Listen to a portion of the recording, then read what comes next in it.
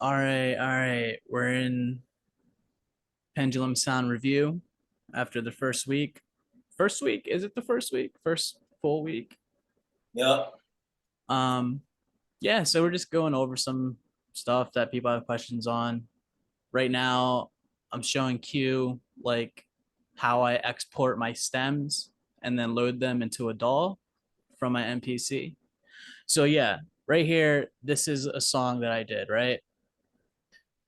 These are all the parts to the song that I made in my MPC. And in each folder, it has the stems of each Breaks it down like sequence. that by itself. What's up? It breaks the song down like that by itself. Yeah, you can explode the sequence and it gives you all the tracks separately. So, like, these are just my drums. These are just the sample, high pass. This is my low pass. So, like, my bass line. Um, and that's for the intro. And then, like, the verse. I have my separate my drum is separated. So like I have my hi-hat, I have my snare. Um so what I do is I build everything in my MPC. So like intro, hook, verse one, two, bridge, hook. And then for each specific sequence, I export the stems and then I rebuild it in Logic. I can show you that. How do you do that? So like this is also look how many mixes it took until I got to the one where I was like, this is the one. Yeah. See, I fuck with the NPC software. I'm learning how to navigate it. I want to master it.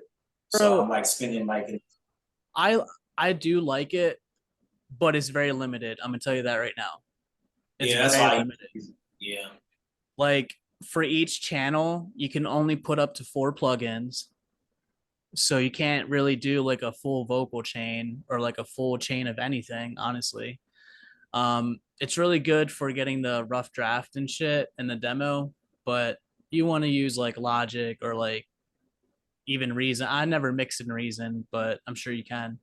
So yeah, and then I take all the parts and then I rebuild it in my DAW, and then I structure it back out, and it Right. looks like Like, this.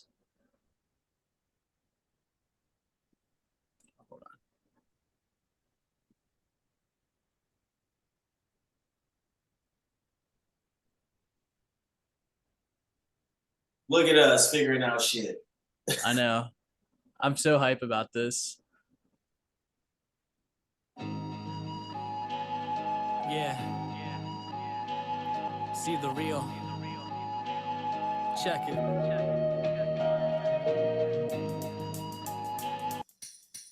Yeah, so like my hi-hats.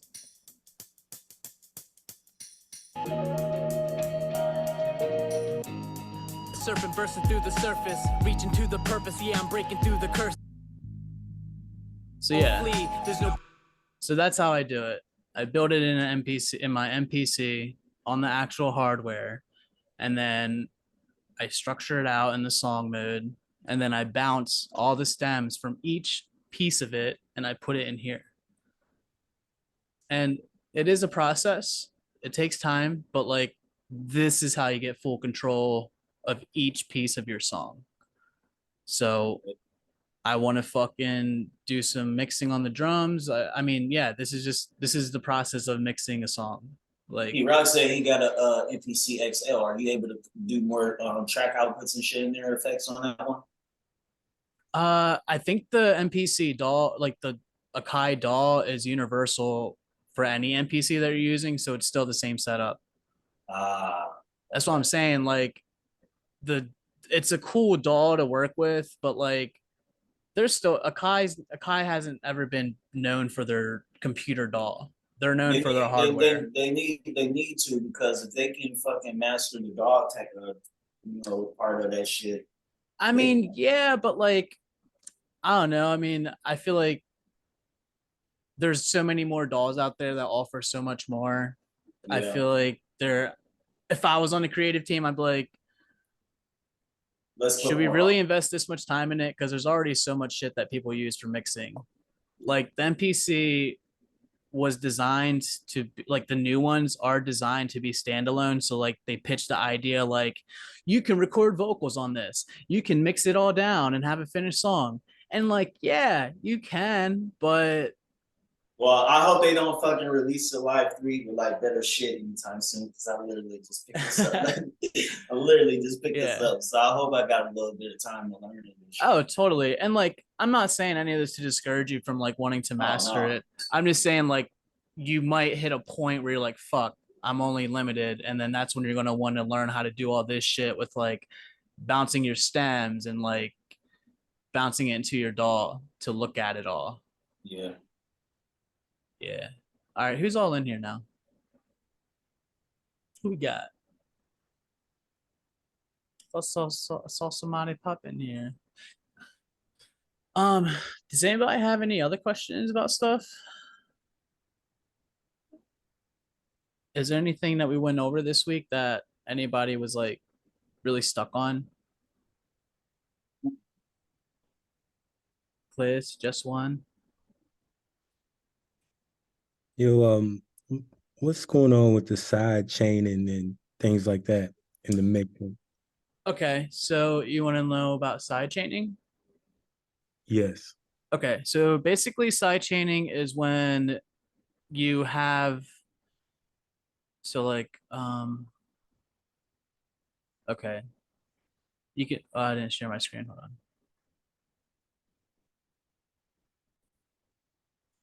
All right, so this is a plugin I like to use a lot. It's called Neutron. This is the EQ from Neutron, but same concept applies to this plugin. So sidechain, right? See this tab says sidechain. So whichever audio track that I put in here, right? Like say I'm on the all right, so we're on the kick, right? Let's go to the kick.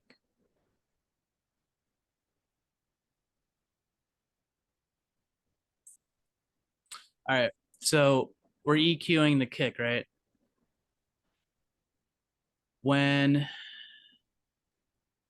I have a quick question. Are you yeah. able to do this on a MPC DAW or just Yeah, I think I can show you on there too.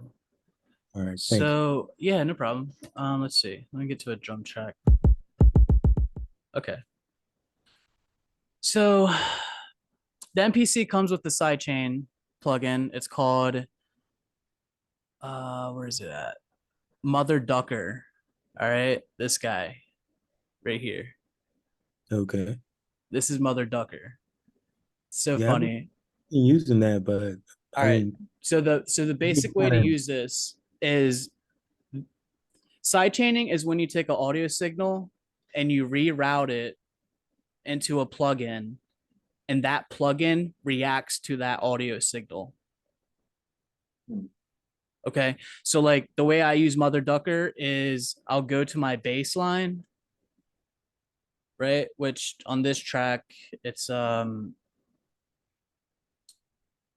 on.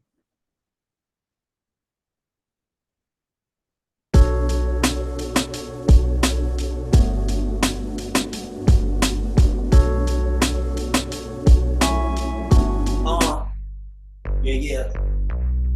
Right. Contortion So with the force. They telling me now they feel the torso going crazy. I don't know. I'm just stuff. um so this is my bass line, right? So I'll put in Mother Ducker on here.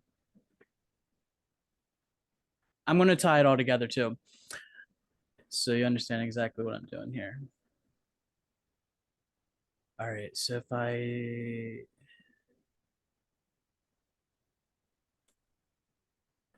all right, so I put it on the bass line and you put Mother Ducker input. So on the bass line right here, if you can see, this is where um the plugin is at.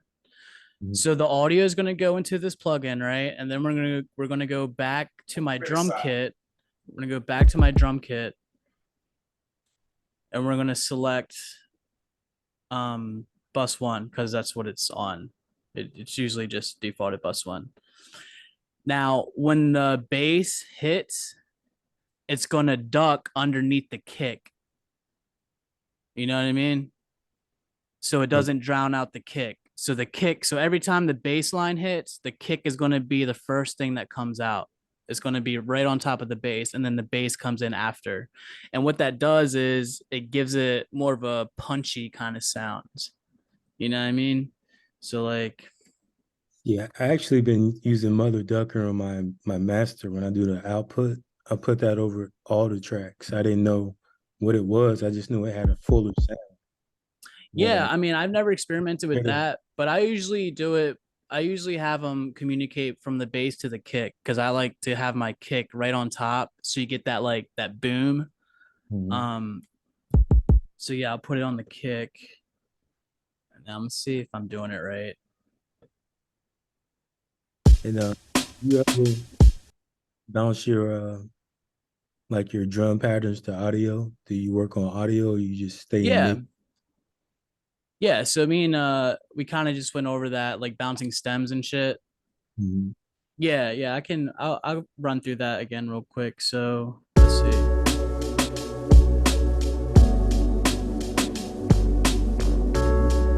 Do you hear that? Do you hear that difference? How the bass is kind of cut out. Right. The So bass is lower, but can you I wasn't ready. Do that again for me? yeah, yeah, yeah. So right now the bass isn't going to be there because what this is doing, it's cutting out the signal so the kick is more prominent. But the trick is to mix it to where it's like at a nice level where it's pleasing, right?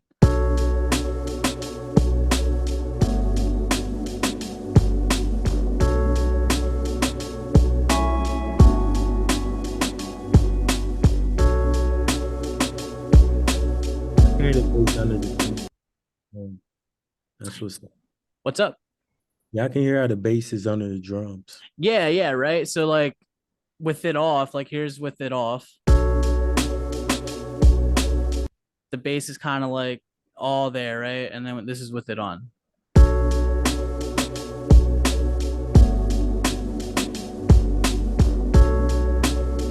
Like it's kind of subtle, but if you No, have man, I can tell the difference listening to it. yeah, The, so the the bass kind of like sits underneath and it comes through like at the right moment, you know what I mean? fuller too. Yeah, like that kick is just like nice in there. So that's the basics of side chaining. And side chaining can apply to literally anything. Like when you're in the DAW and say I'm working on once again my bass in here, right? Hmm. And say my bass is being drowned out by this low pass sample, which is what's going on right here. So I sidechained bus one, which I have my samples going to a bus. So that's a separate channel. So bus one has my sample, my low pass, and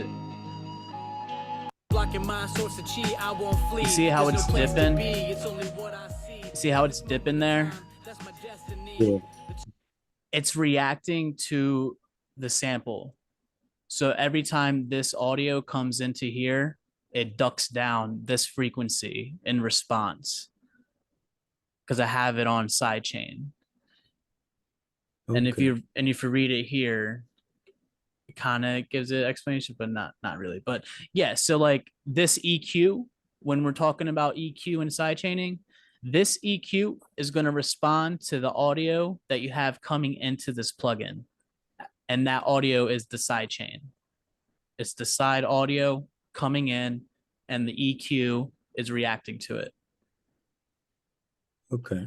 So All this is right. kind of like advanced like EQing. Like I said, when you start to learn about frequencies and how they collide with each other, like for instance, like this is a good plugin to see your frequencies. So this is a pocket of where you want to be in. You see how I'm like in that pocket? Sometimes these lower frequencies get all fucking crazy and start drowning out each other. And that's where side chaining EQ comes into play. And that's how you get a clearer mix and all that shit. Yeah, All right. I hope I helped you understand the basics of it. Um, to sum it up, it's audio going into a different source that's reacting to it. That's kind of like the best way I can explain it. Okay. Yeah, Thank you. and yeah, no problem, man. And so you use the MPC as well? Yeah, I do. Which one you Um, got? I got MPC one and 2000 XL. Oh man, I haven't messed with any of the old school gear. The 2000 XL though, the sound off of it, like the analog sound, it hits Mm, different, man. yeah.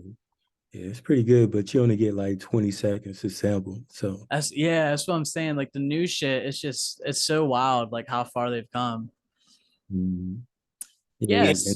got minimal, even though it's got like minimum channels and shit. When you comparing it to what motherfuckers was able to do with the NPC without all that shit, it's like it's crazy. Yeah, And like, man. it just makes it easier for me to make beats. Like, I can chop all my samples in this motherfucker. Because I used to use Reason Recycle. And I always hated sampling and Reason, bro. It sucks so fucking bad.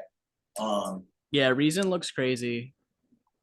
I don't know how you do it. Reason Reason's workflow, I love it. Yeah. That the way that you can do everything right there in front of it is cool. You can turn the racks around and reroute all the chords and shit like that. But another thing that I like it is it's primarily for like it was originally a techno house program. Mm. So you got in Reason you got a lot of synths like the shit that comes with it that you can buy and refills like that. Bass synth that I use is like a new fucking program that um they put in. I mean, I can show you what I'm talking about. Yeah. But real quick, before we get into like sharing stuff, is there anything else you guys want to go over or have any questions about? Chris, you have anything you want to know about, man? Honestly, I'm just observing. I'm not really feeling well, so Okay, I just no worries, bro. appreciate you for asking, though. Yeah, I hope you feel better, man. Thanks. Cool. Well, yeah, this was fun. I hope I helped you guys. I think it's just gonna be us four, so I'm gonna stop recording and we're gonna start sharing stuff. Q, if you want to share some stuff, let me just hit record.